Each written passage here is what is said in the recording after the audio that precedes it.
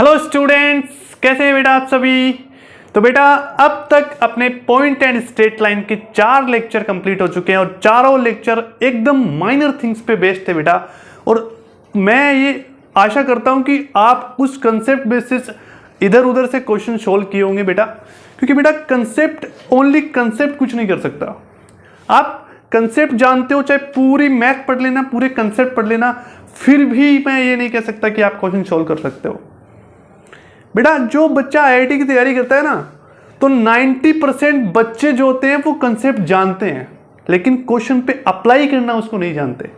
और जो 10% बच्चे होते हैं, 10% में से 8 से 9% बच्चे होते हैं वो ट्राई करते हैं, बट वो अप्रोप्रिएट वे में क्वेश्चन को सोल्व नहीं कर पाते। लेकिन जो 1% बच्चे या 2% बच्चे जो होते हैं वो कंसेप्ट के साथ साथ उस कंसेप्ट को क्वेश्चन पे अप्लाई करना भी जानते हैं। इसी कारण उनका जेईई मेन और जेईई एडवांस में सिलेक्शन हो जाता है और बाकी बच्चे जो है वो भीड़ का शिकार हो जाते हैं। तो आपको कंसेप्ट सीख करके उसको क्वेश्चन पे कैसे अप्लाई करना है ये भी आना चाहिए कि क्या अप्रोच होगी इस क्वेश्चन को सोल्व करने के लिए बेटा। क्योंकि बेटा जितनी प्रॉब्लम सोल्व करोगे ना आप, ये आपकी हैबिट बना देगी एक हार्डवर्क करने का, ठीक है ना। और आपकी लाइफ जो है वो आगे ब्राइट होने वाली है। आईआईटी में आप जाओगे, एक रेपुटेटेड इंस्टीट्यूट में आप जाओगे। तो बेटा मैं कुछ लाइंस आपको सुनाने जा रहा हूं आज कि हर एक संकट का हल होगा। क्या? कि हर एक संकट का हल होगा, वो आज नहीं तो कल होगा। हर एक संकट का हल होगा, वो आज नहीं तो कल होगा। माना कि है अंधेरा बहुत और चारों ओर नाकामी है, माना कि थक के टूट रहे और सफर अभी दूरगामी है। जीवन की आपाधापी में, क्या? जीवन की आपाधापी में जीने का ठिकाना छूट गया। माना कि हिम्मत टूट गई, आंखों में निराशा छाई है।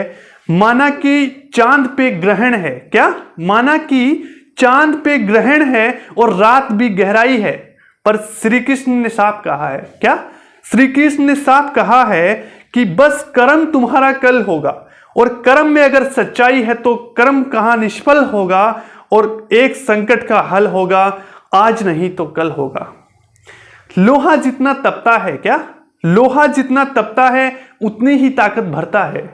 सोने को जितनी आग लगे वो उतना प्रखर निकलता है। हीरे पर जितनी धार लगे वो उतना खूब चमकता है। मिट्टी का बर्तन पकता है पर धुन पर खूब खनकता है। बेटा सूरज जैसा बनना है तो सूरज इतना जलना होगा। नदियों का आदर पाना है तो पर्वत छोड़ निकलना होगा। और हम आदम के बेटे हैं, क्या?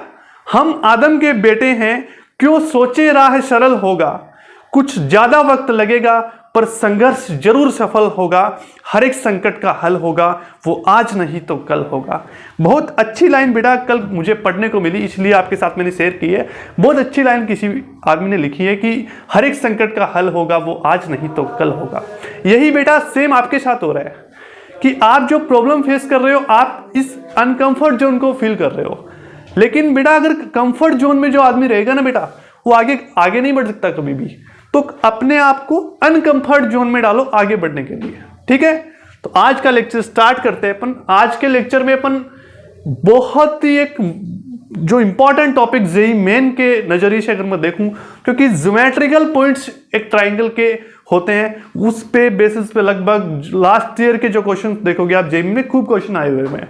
तो आज का लेक्चर स्टार्ट करने जा रहा हूं मैं geometrical points of a triangle. तो देखिए, geometrical points of a triangle. एक ट्राइंगल के ज्योमेट्रिकल पॉइंट्स होते हैं। तो बेटा 5 ज्योमेट्रिकल पॉइंट्स अपन एक ट्राइंगल के सीखने वाले हैं। वो 5 ट्राइंगल के ज्योमेट्रिकल पॉइंट्स कौन से हैं? First is centroid, centroid. Second is circumcenter, third is orthocenter,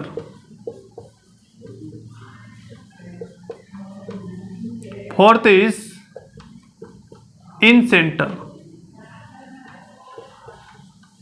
and fifth is accenter। पांचों बेटा बहुत ज्यादा इंपॉर्टेंट है। Centroid, circumcentre, orthocentre, incentre, excentre. इनमें से भी बहुत ज्यादा इंपॉर्टेंट जो दो हैं वो लास्ट ईयर जेईई मेन के क्वेश्चन देखोगे तो इन दो पे बेसिस होते हैं ज्यादा, ऑर्थो सेंटर पे और सेंट्रोइड पे। इनकी प्रॉपर्टीज भी होती हैं, कभी प्रॉपर्टीज पूछ लेते हैं, कभी डायरेक्ट क्वेश्चन दे देते हैं, वो पूछ लेते हैं। तो ये 1 बाय 1 अपन डिस्कस करने जा रहे हैं, ठीक है बेटा।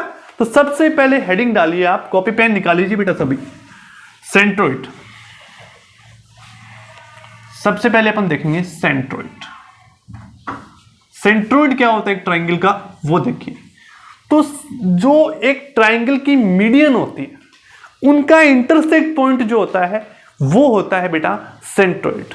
अब इससे जानने से पहले कई बच्चों के ये डाउट हो गए मीडियन क्या होता है, तो ये जानना भी जरूरी है मीडियन क्या होता है। तो सबसे पहले एक ट्राइंगल बनाते हैं। ये एक ट्राइंगल हो गया अपना ए, बी और सी, ठीक है। तो मीडियन जो होती है किसी भी वर्टेक्स से निकलने वाली वह लाइन जो सामने वाली जो साइड होती है उसके मिड पॉइंट से मिले। ये जो फेस साइड है बेटा उस वर्टेक्स को मिला दूं मैं यहां से और इस फेस साइड के मिड पॉइंट से मिला दूं तो ही अपन बोलेंगे कि ये मीडियन होगी। अदरवाइज अपने पास कोई क्लू नहीं है इसका कि ये मीडियन होगी, ठीक है। तो ऐसे ही इस बी वर्टेक्स से एक मीडियन निकलेगी, ऐसे ही इस सी वर्टेक्स से एक मीडियन निकलेगी। तो इनका जो इंटरसेक्ट पॉइंट आएगा जी बोल देता हूं इसे, इस जी को बोलेंगे अपन सेंट्रोइड, ठीक है। तो सेंट्रोइड की डेफिनेशन क्या होगी कि intersect point of medians that are come from the vertex of any triangle. एक ट्राइंगल के वर्टेक्स से निकलने वाली सभी मीडियन का जो इंटरसेक्ट पॉइंट होता है उसे अपन बोलते हैं सेंट्रोइड, ठीक है। और मीडियन की डेफिनेशन क्या होगी कि वर्टेक्स से निकलने वाली वह लाइन जो फेस साइड के मिड पॉइंट से मिले। तो यहां मैं लिख देता हूं डेफिनेशन।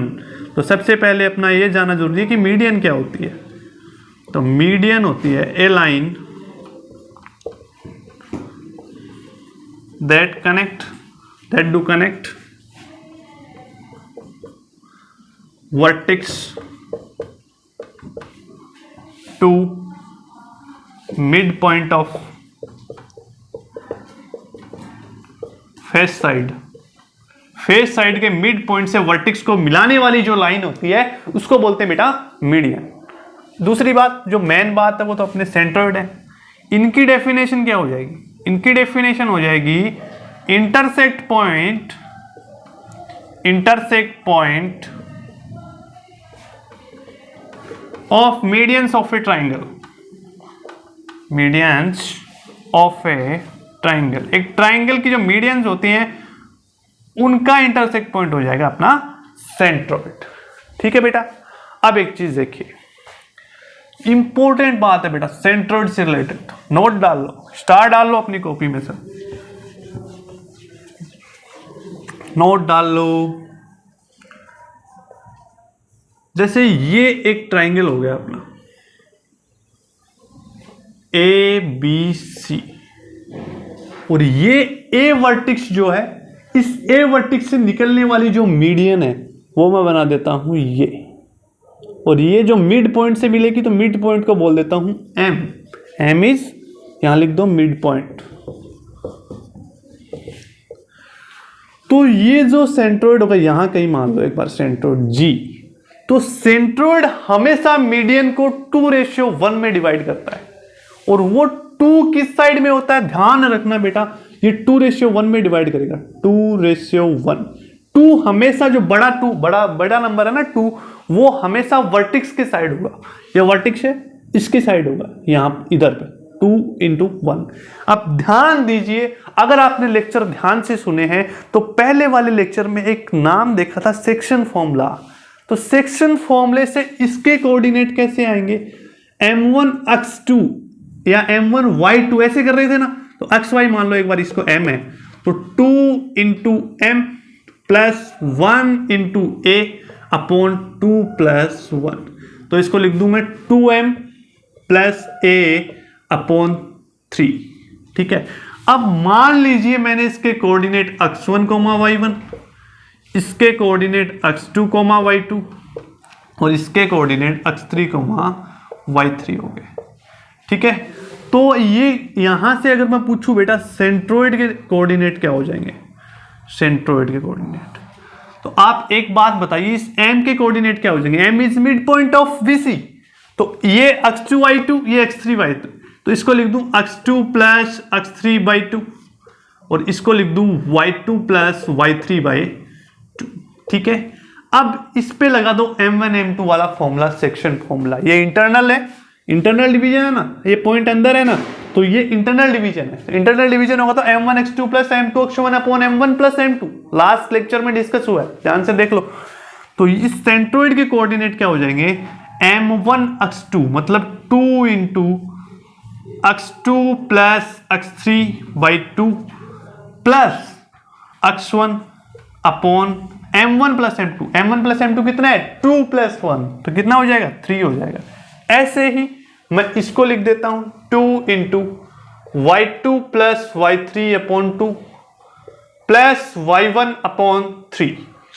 तो इसके कोऑर्डिनेट ध्यान से देखिए क्या बन गए, x1 plus x2 plus x3 upon 3 comma y1 plus y2 plus y3 upon 3। अगर इसको स्टैंडर्ड फॉर्म में लिखें तो मैं कैसे लिख सकता हूं इसको, समेशन ऑफ x अपॉन 3 यानी x कोऑर्डिनेट्स का सम अपॉन 3 और समेशन ऑफ y अपॉन 3।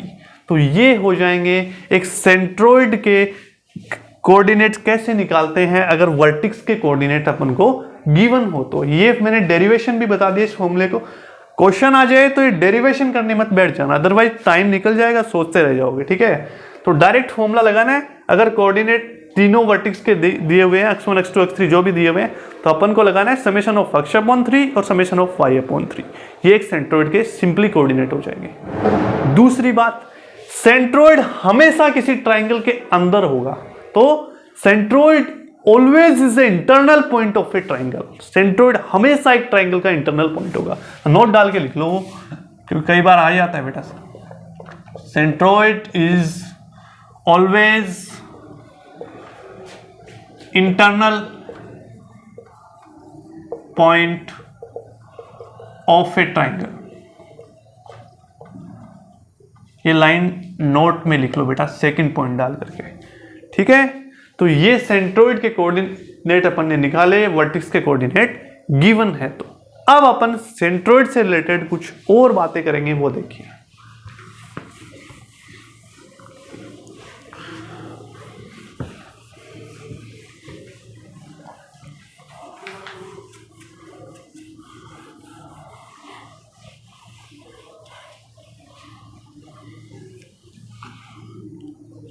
लिखो बेटा, नोट डाल करके लिख लो, नोट नंबर 2। वो पहले वाला नोट नंबर 1 था, ये नोट नंबर 2। नोट नंबर 1 में ये लिख लो कि अगर बेटा जो वर्टिक्स है वो रेशनल है, रेशनल नंबर है, रेशनल नंबर होने का मतलब दोनों कोऑर्डिनेट रेशनल नंबर है, तो क्या होगा, वर्टिक्स अगर रेशनल आएंगे तो सेंट्रोइड भी रेशनल आएगा, 100% कह सकते हैं। ठीक है, तो मैं लिख दूं if vertex rational then centroid भी रेशनल आएगा।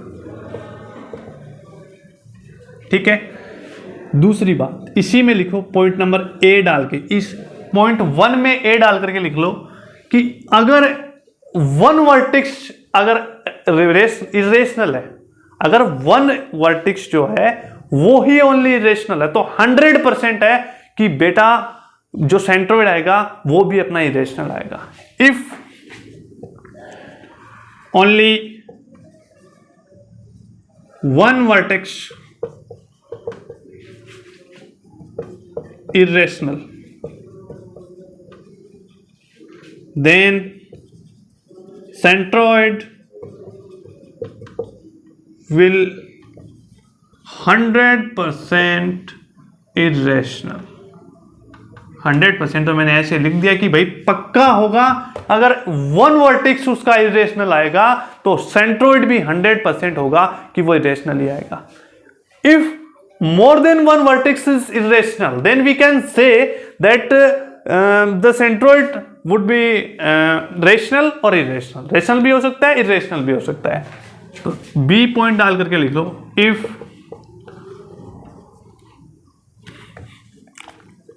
more than one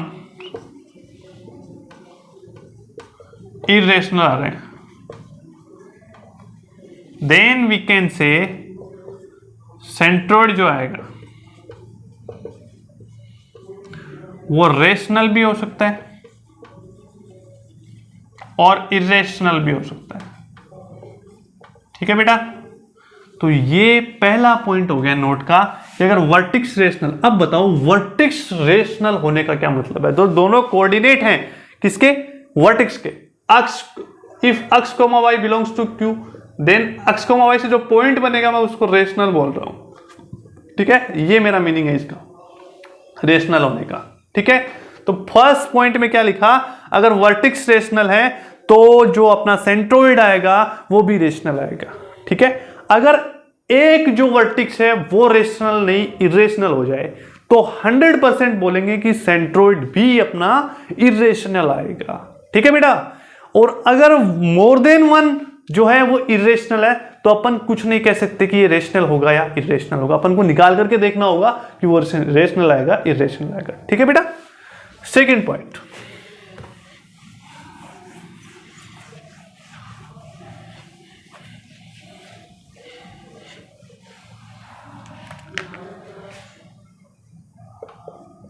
जैसे बेटा ये अपना एक ट्रायंगल है ए बी और सी। अब ए बी, बी सी और ए सी इनके मिड पॉइंट है, ये इसको बोल दो पी क्यू आर। अगर मैं इनको मिला देता हूं और ये जो डायगोनल बन गए, तो ध्यान रखना बेटा, अगर ऐसा होता है कि एक ट्रायंगल के मिड पॉइंट को मिला दिया जाता है, ठीक है, तो हमेशा ये जो होगा, ये जो होगा, ये जो होगा और ये जो होगा, ये पैरेललोग्राम बनेगा। तो B P Q R, B P Q R एक पैरेललोग्राम बनेगा। ठीक है, अगर अब ये क्यों काम आता है, पैरेललोग्राम वाला कंसेप्ट क्यों काम आता है? अगर ऐसे मिड पॉइंट दे दे, उससे वर्टेक्स अपन को फाइंड आउट करने हो तो इस वाले से करेंगे बेटा। इंपॉर्टेंट है, बहुत बार क्वेश्चन आ जाता है जेईई मेन में। ठीक है, कैसे निकालेंगे? अब देखो ये अपना एक क्या बन गया, ये अपना वो बन गया, पैरेललोग्राम बन गया। पैरेललोग्राम में क्या होता है? पैरेललोग्राम में अपन ये बोलते हैं कि डायगोनल्स जो होते हैं कोइंसिडेंट करते हैं एक पॉइंट पे, दोनों सेम करते हैं। ठीक है, तो इसका ये प्लस ये बाई टू इक्वल्स ये प्लस ये बाई टू, 2 से 2 कैंसिल हो जाए। मैं ये लिख दूं यहां से a plus P by two equals r plus Q by to. तो 2 से 2 कैंसिल हो जाएगा, यहां से a आप निकाल सकते हो, a इक्वल्स हो जाएगा r plus Q minus P. ये a मैंने किसके बेसिस पे निकाला? a मैंने किसके बेसिस पे निकाला? जो अपने मिड पॉइंट दिए होते हैं इसके, इससे निकाला। ठीक है, तो ये कंसेप्ट क्यों यूज होता है? अगर किसी ट्रायंगल में साइड्स के मिड पॉइंट दिए होते हैं, उनसे वर्टेक्स बनाने होते हैं, तो इस फॉर्मूले से निकाल सकते हैं, इसे पैरेललोग्राम कंसेप्ट से निकाल सकते हैं। ठीक है, ऐसे ही b निकालना हो तो b plus Q by two, B plus Q by two equals r plus P by two. 2 से 2 कैंसिल, यहां से भी b आ सकता है, b हो जाएगा p plus R minus Q. ऐसे ही c इसमें निकाल सकते हो, तो c क्या हो जाएगा? c plus R by two equals q plus P by two. इससे a कैंसिल, तो यहां से c हो जाएगा p plus Q minus R. ऐसे a b c यहां से निकाले जा सकते हैं अगर किसी ट्रायंगल में साइड्स के मिड पॉइंट अपन को गिवन होते हैं तो। ठीक है, चलूं तीसरे नोट पे। नोट में तीसरा पॉइंट डालो, इसको नोट कर लो अच्छे से। ठीक है, समझ में नहीं आया भाई कमेंट बॉक्स में पूछ सकते हो, कोई दिक्कत नहीं है। लेकिन हाँ या ना बोल दिया करो, इससे मुझे क्या कॉन्फिडेंस मिले कि बच्चे समझ रहे हैं। अदरवाइज आप बैठे रहोगे, कुछ पूछोगे नहीं, मुझे मजा नहीं है। ठीक है, तीसरा नोट लिखो। तीसरे नोट में क्या है? तीसरे नोट में क्या है बेटा कि अगर ये ट्राइंगल है अपना ए बी और सी, फिर से मैं मिड पॉइंट बना देता हूं, पी क्यू आर, इससे जो ट्राइंगल बनेगा, अगर मिड पॉइंट से ट्राइंगल बनेगा और इससे बनेगा, तो centroid of P Q R और centroid of A B C दोनों एक ही होंगे। ठीक है, तो यहां से मैं लिख सकता हूं पी क्यू आर क्या है? Mid point. ठीक है, तो यहां से मैं लिख सकता हूं centroid of triangle P Q R और centroid of triangle A B C. ठीक है बेटा, अगर मिड पॉइंट से ट्राइंगल बनेगा तो इसका जो आएगा सेंट्रोइड और बड़े वाले का जो सेंट्रोइड आएगा वो इक्वल आएगा। ठीक है, समझ गए? लास्ट नोट लिख लो।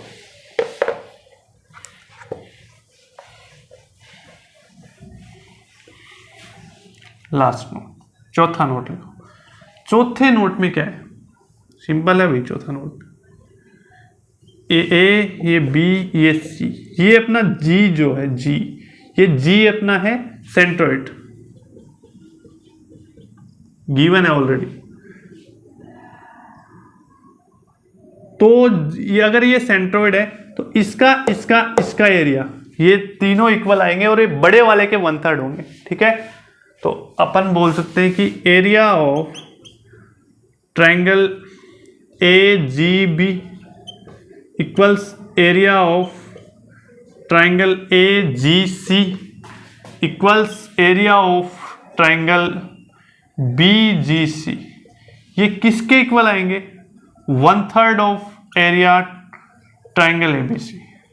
ठीक है, ये चारों नोट बेटा आपको ध्यान में रखने हैं। बहुत ही इंपॉर्टेंट चीज मैंने डिस्कस की है आपके साथ पे। ठीक है, समझ गए? मिटा दूं? लिख लिया आपने? ठीक है, तो ये था अपना सेंट्रोइड। इसके बेसिस पे क्वेश्चन कोई नहीं करवाएगा भाई, डायरेक्ट फॉर्मूला बता दे यार, क्या क्वेश्चन करवाने तुम बताओ। आईआईटी के स्टूडेंट हो, वो 12th क्लास में नहीं है कि छोटा सा फॉर्मूला बता दिया टीचर 5 क्वेश्चन करवा देता है। ये आईआईटी के बच्चे हो आप, ये नॉर्मल एग्जाम्पल बताने की जरूरत नहीं है। ये तो मैंने डिस्कस कर लिया, ओनली ज्योमेट्रिकल पॉइंट्स पढ़े हुए भी हैं आपके। ठीक है, तो मैं आगे बढ़ता हूं। सर्कमसेंटर, हेडिंग डालो, सेकंड पॉइंट अपना सर्कमसेंटर।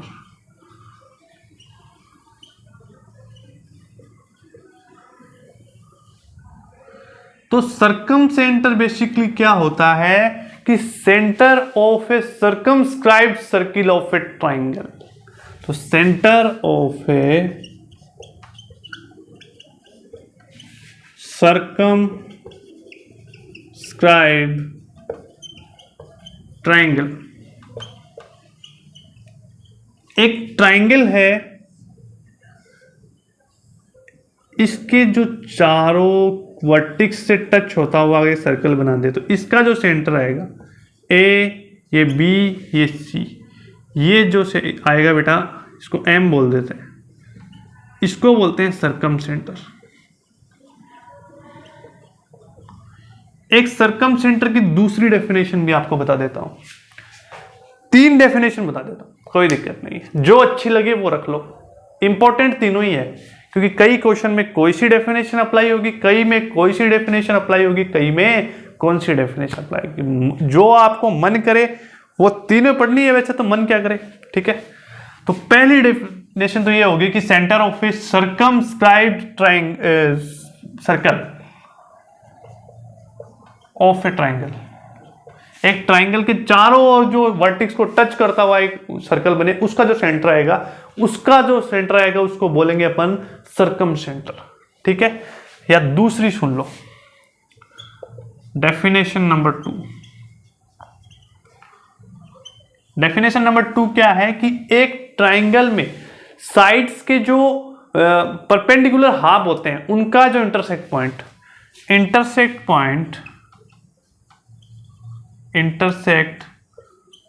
पॉइंट ऑफ perpendicular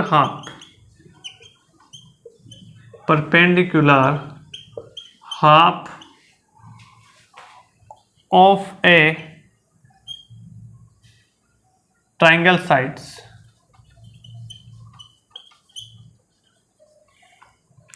एक ट्राइंगल है, उसका जैसे एक ट्राइंगल हो गया अपना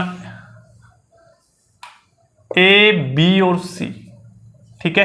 परपेंडिकुलर हाफ का मतलब होता है जैसे ये साइड है, इस पे इसका परपेंडिकुलर है, ये दोनों परपेंडिकुलर हाफ हो गया, इस साइड का परपेंडिकुलर ये हो गया और इस साइड का जो परपेंडिकुलर है वो ये हो गया। तो इनका जो इंटरसेक्ट पॉइंट आएगा इसको भी बोलेंगे अपन सर्कम सेंटर, ठीक है बेटा। ये दूसरी डेफिनेशन होगी। तीसरी डेफिनेशन सुनना कि एक ट्राइंगल के प्लेन में वह पॉइंट जिनकी तीनों वर्टेक्स से डिस्टेंस सेम हो। तो a point situated in the plane of a triangle, that is same distanced from all three vertices, तीनों वर्टेक्स से सेम डिस्टेंस पे हो। जैसे ये एक ट्राइंगल हो गया अपना ए बी सी, अगर अपना सर्कम सेंटर है एम, तो ये जो ए एम आएगी और ये जो बी एम आएगी और ये जो सी एम आएगी, तीनों इक्वल होंगी। इसी से अपन निकाल सकते हैं। अगर कई बार क्या होता है जैसे तीनों अपन को ये दे दिए, वर्टेक्स दे दिए किसी ट्राइंगल के, उससे अपन को सर्कम सेंटर फाइंड आउट करना है। सर्कम सेंटर कैसे निकालोगे? कि इस पॉइंट को मान लेना अक्ष कोमा वाई है, ठीक है। कंसेप्ट क्या लगाओगे? इससे इसकी डिस्टेंस, इससे इसकी डिस्टेंस, इससे इसकी डिस्टेंस। तो दो वेरिएबल तीन इक्वेशन, कोई भी दो मन करे वो उठा लेना, अक्ष वाई की वैल्यू निकाल लेना, यहां से अपना आ जाएगा सर्कम सेंटर, ठीक है बेटा। सर्कम सेंटर के कुछ पॉइंट्स हैं आपको वो भी याद रखने।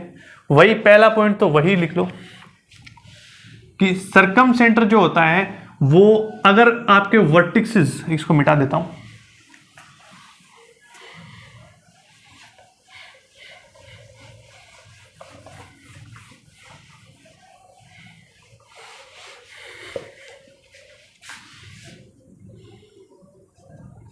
पहला पॉइंट लिखो नोट में। अगर वर्टिक्स बेटा रेशनल है तो मैं कह सकता हूं 100% कि आपका जो सर्कम सेंटर है वो भी रेशनल आएगा, ठीक है। अगर सर्कम सेंटर जो वर्टिक्स है वो रेशनल है तो सर्कम सेंटर भी रेशनल आएगा 100%। अब देखिए ये तो हो गया वर्टिक्स रेशनल तो सर्कम सेंटर रेशनल हो गया। इसी में पॉइंट, सेकंड पॉइंट डाल करके लिखिए, in case of right angled triangle, अगर ये राइट एंगल ट्राइंगल का केस बन जाए, तो ये अपना राइट एंगल ट्राइंगल है, तो इसका जो सर्कमस्क्राइब्ड सर्किल कैसे बनेगा? ऐसे बनेगा। तो इस सर्किल का जो सेंटर आएगा वो सेंटर होगा इस जो राइट एंगल ट्राइंगल है इसके हाइपोटेनियस का मिड पॉइंट ऑफ हाइपोटेनियस।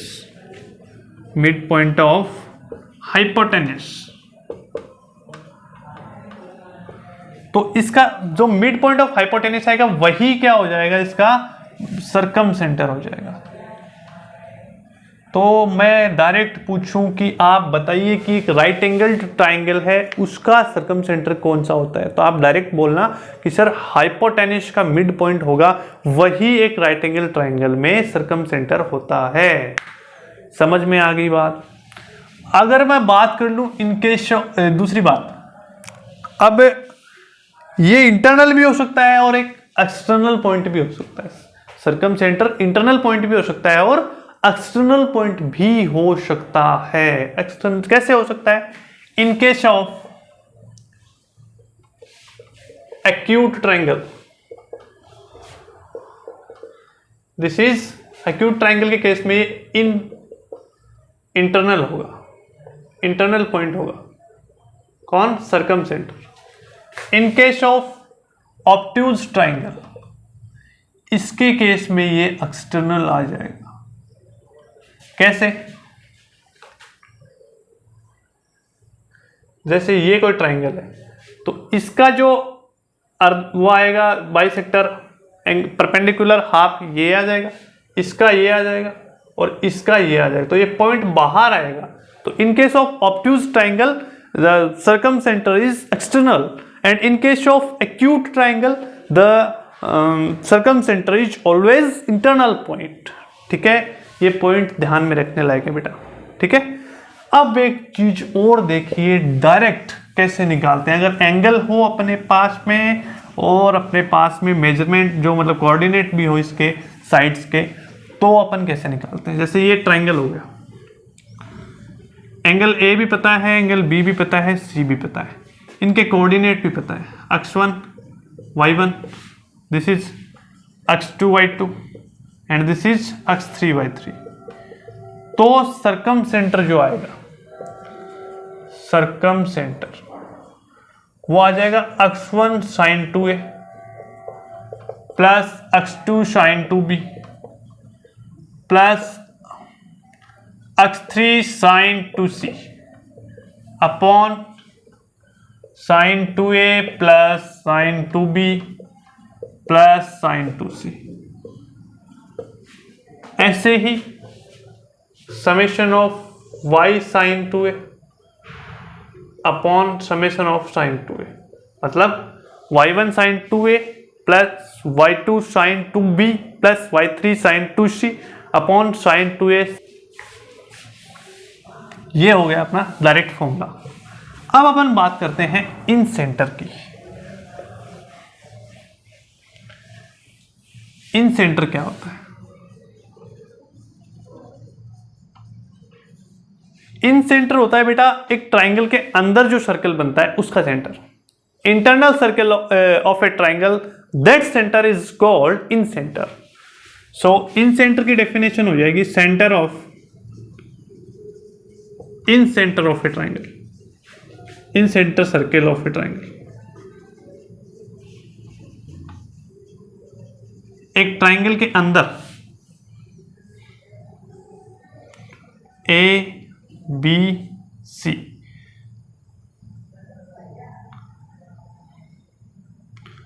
अगर ये मैं सर्कल बना देता हूं तो इसका जो सेंटर आएगा ये होगा इन सेंटर। दूसरी डेफिनेशन सुनना, डेफिनेशन नंबर 2। डेफिनेशन नंबर 2 क्या है कि जो इंटरनल एंगल्स होते हैं ट्राइंगल के, उनके बाइसेक्टर जहां पे वो इंटरसेक्ट करेंगे, वो इंटरसेक्ट पॉइंट जो होगा वो अपना इन सेंटर होगा। जैसे ये एक ट्राइंगल है ए, ये बी, ये सी, जैसे ये हो गया, जैसे ये हो गया और जैसे ये हो गया, तो ये भी a/2, ये भी a/2, ये b/2, ये b/2, this is c/2 and this is c/2। तो ये जो पॉइंट आएगा वो इन सेंटर हो जाएगा। तो मैं डेफिनेशन नंबर 2 क्या लिख सकता हूं कि intersect point, intersect point of half of internal angles, internal angles, ये जो होता है ये भी अपना इन सेंटर ही होता है। ठीक है। अब देखिए definition number 3।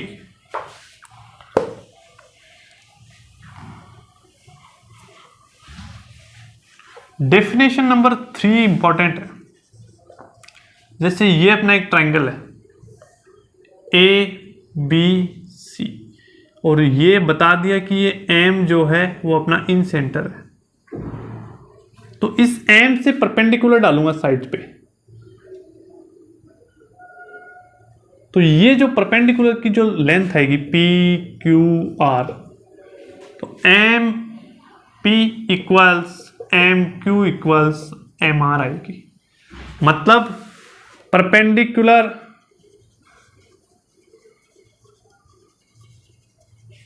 From in centre to side on the side are same length. मतलब कि एक ट्राइंगल के अंदर जो इन सेंटर होता है उससे साइड्स पे डाले गए परपेंडिकुलर जो होते हैं उनकी सबकी लेंथ जो आएगी वो सेम आएगी। समझ में आ गया? ठीक है। अब एक चीज, डायरेक्ट फॉर्मूला कैसे है? डायरेक्ट फॉर्मूला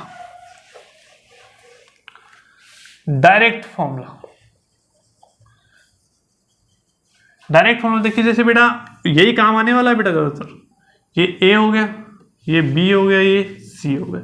ए के कोऑर्डिनेट x1 y1, बी के कोऑर्डिनेट है बेटा x2 y2, सी के कोऑर्डिनेट है x3 y3। और ये दिया हुआ है कि ए के सामने साइड है ए, ये बी लेंथ है, इसकी सी लेंथ है। तो अपन यहां से क्या बोलेंगे कि जो इन सेंटर होगा, इन सेंटर के जो कोऑर्डिनेट आएंगे वो हो जाएंगे ax1 plus bx2 plus cx3 upon a plus b plus c, comma ay1 plus by2 plus cy3 upon a plus b plus c। ये अपने हो जाएंगे इन सेंटर के कोऑर्डिनेट। कब? जब साइड की लेंथ दी हो और साइड जो वर्टिक्स होते हैं उनके कोऑर्डिनेट अपन को गिवन हो। उसी केस में अपन ये बोल सकते हैं कि ये अपना सेंटर, जो इन सेंटर है वो अपना ये होगा। ठीक है। दूसरी बात, incentre always a internal point, always ये एक इंटरनल पॉइंट होता है। दूसरी बात, अगर वर्टेक्स रेशनल है तो अपन बोलेंगे कि इन सेंटर जो आएगा वो भी रेशनल आएगा। ठीक है बेटा। तो ये था अपना इन सेंटर। तो आज अपन ने एक ट्राइंगल के ओनली 3 ज्योमेट्रिकल पॉइंट पढ़े, सेंट्रोइड, सरकम सेंटर और इन सेंटर। अब बच गए कौन से? एक तो ऑर्थो सेंटर बच गया, एक एक्स सेंटर बच गया। ये अपन नेक्स्ट टर्म में करेंगे। आज का लेक्चर अपन यही एंड करते हैं। अगर इस लेक्चर से रिलेटेड आप कोई प्रॉब्लम फेस करते हैं तो आप कमेंट बॉक्स में पूछ सकते हैं। और स्टेप अप जेईई चैनल पे जो नए हैं बेटा वो चैनल को सब्सक्राइब कर लें और ज़्यादा से ज़्यादा शेयर करें। ठीक है। जय हिंद।